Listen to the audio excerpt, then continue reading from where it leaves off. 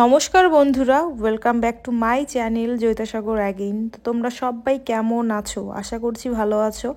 আর আমিও কিন্তু আছি মোটামুটি ভালো। তো সকাল সকাল বড়দের প্রণাম জানিয়ে এবং ছোটদের আমার অনেকটা ভালোবাসা জানিয়ে আজকে ব্লগটা স্টার্ট করছি। আজকের ব্লগটা একদমই অন্যরকম, একদমই অন্যরকম। আমি কিন্তু কাল কোনো ব্লগ শ্যুট করিনি। তার আগের দিন আমার বাবাকে একটা মোবাইল ফোন এনে দিয়েছি, তোমাদের সাথে সেটা শেয়ার করেছি। কাল কোনো ভিডিও শ্যুট আমি করিনি। তো কাল কি হয়েছে বলো তো, তোমরা সামনে হয়তো একটু দেখেছো।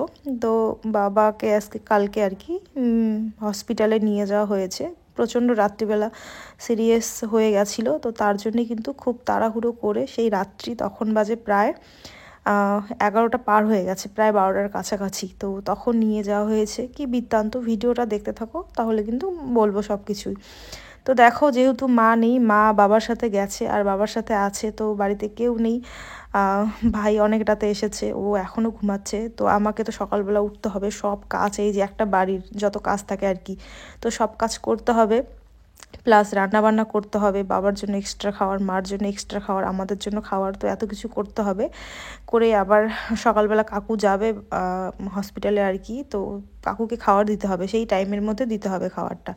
তো দেখো, সকাল সকাল উঠে আমি এই যে আমার উঠান ঝাড়ছি। অনেক দিন পর, সেই বিয়ের 1 বছর পর আমি আবার একটা মেয়ে যেমন ছিলাম বাড়িতে, সব কাজ করতাম, তো সেইভাবেই কিন্তু সকালটা আমি শুরু করেছি। সত্যি কথা বলতে সেই 1 বছর আগের কথা আমার মনে পড়ে গেল। তো দেখো, একদম মেয়ের মতনই, মেয়েদের জামা যেগুলো ড্রেস আমি বাড়িতে পরতাম, সেই আমার তো ড্রেস বাড়িতে আছেই, তাই না? বা আমার বোন পরে কিছু, আর কিছু আছেই, তো সেগুলোই কিন্তু আমি বাড়ি আসলে পরি। আমার নাইটি টাইটি পরতে একটা বেশি ভালো লাগে না, ওই বাড়িতে কি করি আর কি পরবো, আর তো ওই নাইটি পরি। তো আর এখানে আসলে আমি এই ড্রেসগুলোই সবসময় পরি। তো দেখো, সেই ঝাড়ঠাড় দিয়ে চলে এসেছি বাসন ধুতে। তো রাত্রিবেলা বাসন ছিল, তো মা সকালবেলা মাজে এগুলো, তো মা তো নেই সকালবেলা, তো তার জন্যই দেখো আমি আর কি সকালবেলা মাজছি। তার সাথে সাথে বুনু কিন্তু উঠে গেল। তো বুনুর তো এক্সাম আছে, তো ওকে বলছি, ওকে বারবার ডাকছিলাম, ওট ওট ওট, সেই উঠতে চায় না সকালবেলা, একদম উঠতে চায় না। তো জোর করে করে ওকে তুলতে হয় সকালবেলা। তো উঠলো, উঠে এখন ফ্রেশ ট্রেশ হবে, হওয়ার পরে কিন্তু ও পড়তে বসবে, আর আমি এগুলো সব মেজে তারপরে আমি সকালের জল খাওয়ার করব। সেই ভাই উঠবে, তারপরে বোন, ওদেরকে সেই জল খাওয়ারটা দেবো। তো দেওয়ার পরে বাকি যেগুলো কাজ আছে, তো সেই টুকটাক কাজ আমি করব। তো দেখো কি হয়েছে, আমি তোমাদের বলি ঘটনাটা আর কি। তো সেই কদিন আগে, কিছুদিন আগে, তো এমনি বাবা নাকি মাকে বলছিল যে শরীরটা আমার প্রচণ্ড জ্বালা করে আর কি। তো রাত্রিবেলা আমার ঘুম হয় না, প্রচণ্ড শরীরটা জ্বালা করে। যেহেতু আমার বাবার সেই বয়স, এই 65 পার হয়ে গেছে, বাবা প্রায় 5-6 বছর হয়েছে রিটায়ারমেন্ট। তো তখন আমি পড়তাম কত, বিএ কমপ্লিট হয়ে গেছে, ডিএলএডও কমপ্লিট হয়ে গেছে তারপরে মনে হয় আর কি। তো না, বিএ কমপ্লিট হয়নি, ডিএলএড কমপ্লিট হয়েছে, বিএ তখন আমি 3rd ইয়ারে পড়ি নাকি এরকম। তো তখন বাবা রিটায়ার হয়েছে। তো যাই হোক, ওরকম বয়স। আর বাবার এমনিতে সমস্যা তো স্বাভাবিক, বয়স হলে জানোই সমস্যা থাকেই আর কি, সব সব মানুষেরই সমস্যা থাকে, কারো বেশি কারো খারাপ। তো বাবারও আছে আর কি, অনেক কিছু ওষুধ খায়। তো কিছুদিন থেকে বাবা আর কি ওষুধটা খাওয়া ঠিকঠাক খাচ্ছে না আর কি, হ্যাঁ।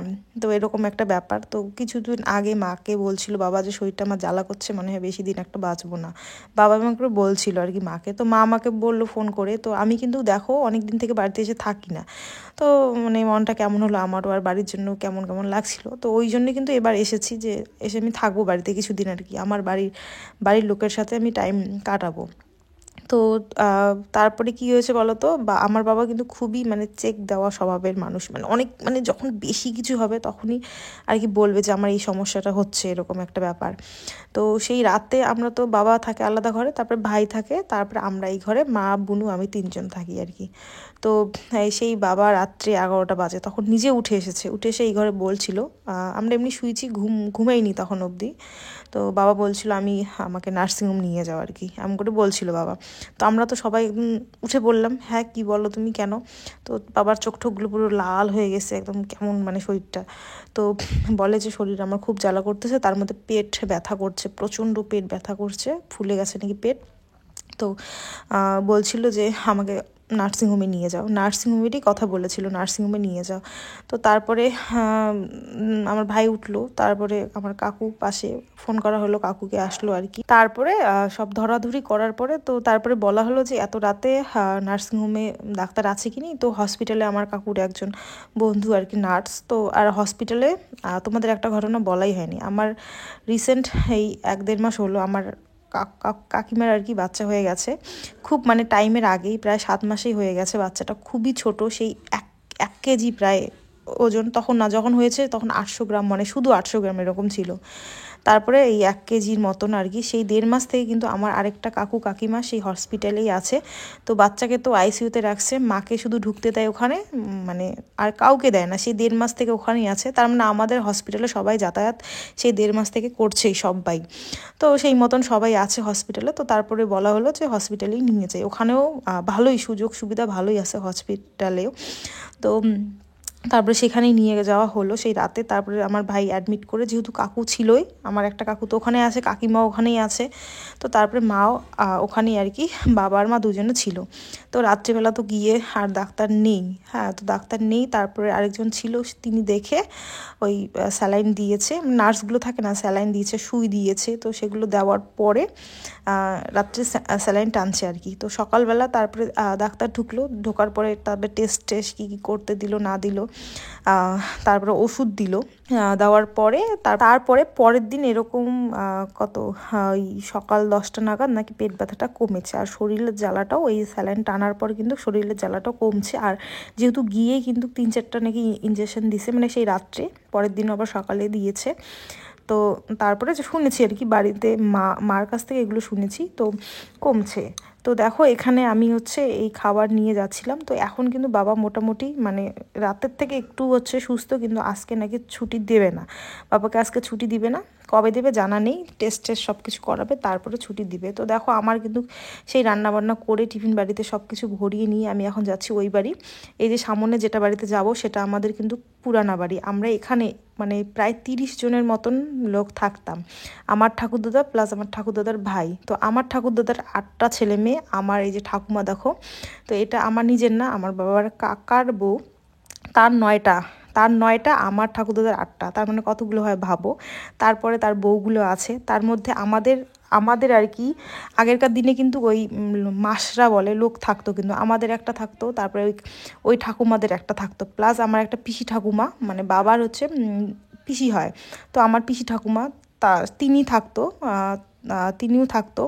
তো এরকম অনেক ছিল, অনেক লোক, তাই বলি না যে আমাদের অনেক অনেক গোষ্ঠী। তো এটা তো আছে প্লাস পুরো তো এই গ্রামটা আমাদের সব ভাগে শরিক। তো দেখো ভাইয়ের সাথে কিন্তু আমি তারপরে, এটা প্রায় তখন 1টা-1.5টা বাজে, তো প্রায় 1টা-1.5টার সময় আমি কিন্তু এসেছি বাবাকে দেখার জন্য, বা আমি আর আমার ভাই, কারণ হচ্ছে বাবার যেহেতু আজকে ছুটি হবে না। আর দেখো বাবা কাল থেকে মোটামুটি একটু সুস্থ, মানে কি বলো তো, ধারের কাছ দিয়ে গেছে, কি হতে পারতো তোমরা তো জানোই, মানে সেই কানের পাশ দিয়ে আর কি চলে গেছে সেই বিপদটা, কি বলি আর, তোমাদের বলার মতন ভাষা নেই। যখন বাবা কালকে হসপিটালে নিয়ে যাচ্ছে, মানে চোখ ঠোক শরীর মানে কীরকম যেন একটা, মানে আমার তো মানে দেখেই আর কি ভয় লাগছিল, কি বলবো আর, তোমাদের বলার মতন ভাষা নেই। তো কাউকে যখন হসপিটাল বা নার্সিংহোমে নিয়ে যায়, মানে একটাই টেনশন থাকে, ইস মানুষটা আসবে তো ভালোভাবে ফিরে, মানে এরকম একটা টেনশন থাকে। তো যাই হোক আর কি করা যাবে, জীবনটা এরকম। আর এই যে দেখো বাবা এখানে শুয়ে আছে, আর এই যে স্যালাইন চলছিল। তো বাবাকে নিয়ে যাওয়া হয়েছিল একটু আগে আর কি, ওই টেস্ট করানোর জন্য। তারপর মাকে বললাম, মা তুমি বাড়িতে আসবে, ভাই মানে আমার জয় গিয়ে থাকবে আর কি, আমার ভাই জয় ও গিয়ে থাকবে। তারপরে মা বলে না, আমি বাবাকে একবারে নিয়ে আসবে। আর যেহেতু কাকু আছে, আমার কাকিমা তো আছে, তোমাদের বললাম উপরতলায় আমার কাকিমা আছে, সেই 1.5 মাস থেকে আছে ওখানে কিন্তু সেই বাচ্চাটার সাথে। তো আমরা সবসময় যাওয়া আসা করি, সবাই যায় আসে। তো প্রায় দিনাটার হসপিটাল এখন বাড়ির মতন হয়ে গেছে আমাদের ফ্যামিলির। ওই যে বললাম সেই আমার কাকুর ছেলে 1.5 মাস থেকে আছে, আমার কাকু তো ওখানেই, মানে প্রতিদিন ওখানেই যায়, ওখানেই থাকে, শুধু 2-3 ঘন্টার জন্য বাড়িতে আসে আমার কাকিমার জন্য খাবার টাবার নিয়ে যায়। আর কাকিমা তো 1.5 মাস থেকে ওখানেই আছে, ওখানে কি অবস্থা কি বলি আর তোমাদের। তো অনেক কিছু শেয়ার করা হয় না, করি না আর কি, সব কিছুই তো শেয়ার করি না। তো বাড়িতে চলে এসেছি। আর দেখো রাত্রি, এখন হচ্ছে রাত্রি হয়ে গেছে, ভিডিওটা একটু অন্ধকার আসছে কেন জানি না। তো আমার ভাই হচ্ছে ও বাজার থেকে আর কি, সকালে তো আমি রান্না একদম হালকা করেছি, তো ও না মুরগির মাংস নিয়ে আসছে, তো ওরাই রান্না করছে, আমি করিনি, আমার শরীরটা একদম ভালো লাগতেছিল না। তো আমার একটা ভাস্তা দাদার ছেলে, ও বোন, তিনজনে কিন্তু খেতে বসছে, আমি ওদেরকে খেতে দিচ্ছি। আর এই যে দেখো আমি, ওরা খাবে প্লাস তারপরে আমি খাবো। তো এই হচ্ছে মানে সমস্যা, কি বলবো আর, 2025 মানে পড়েছে সমস্যা, তো দেখছি পিছুই ছাড়ছে না, একটার পর একটা সমস্যা, অনেক সমস্যা, অনেক কিছু তোমাদের সঙ্গে শেয়ার করা হয় না, যেগুলো শেয়ার করার মতন সেগুলো শেয়ার করছি। আমার বাবা মার বয়স হয়ে যাচ্ছে, আমার শ্বশুর শাশুড়ির বয়স হয়ে যাচ্ছে, দিন দিন নিজের কাঁধে অনেক দায়িত্ব কর্তব্য মানে পড়ছে। আগে টেনশন কি জিনিস বুঝতামই না, বলতাম যে টেনশন কি জিনিস, এখন বুঝি যে টেনশন আসলেও কি জিনিস, রাতে ঘুম কেড়ে নেয়, ওটাই হচ্ছে টেনশন। তো বন্ধুরা চলো আজকের মতন ভিডিওটা এই পর্যন্ত রাখলাম, কেমন লাগলো ভিডিওটা অবশ্যই করে জানাবে। তো টাটা আজকের মতন, কাল আবার তোমাদের সঙ্গে দেখা হবে একটা ভিডিও নিয়ে। তো চলো সবাইকে টাটা।